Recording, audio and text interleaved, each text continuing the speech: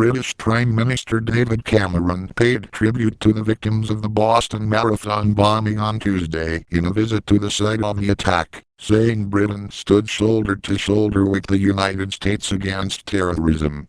In the second day of a three-day trip to the United States, Cameron visited the memorials to the victims at Copley Square, accompanied by Massachusetts Governor Deval Patrick. 3 people were killed and more than 260 injured in the April 15 bombings.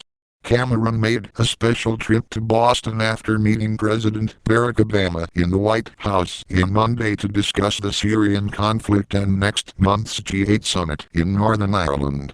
"Everyone in the UK stands with your great city and your great people," Cameron told reporters in the square.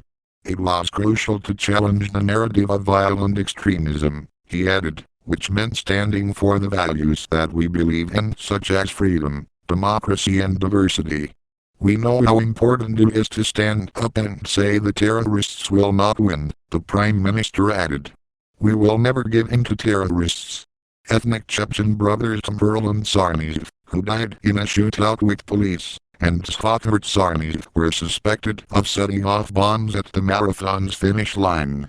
Tzfokart Tsarnaev is in a prison west of Boston, charged with crimes that could carry the death penalty if he is convicted. Cameron also met members of Boston's emergency services to hear how they coped with the bombing.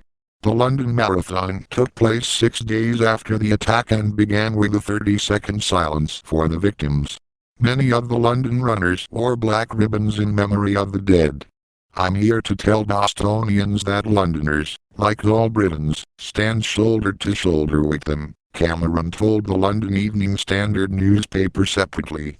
"For those who seek to try and disrupt our way of life, our message is clear, be it Boston or London. We will be strong."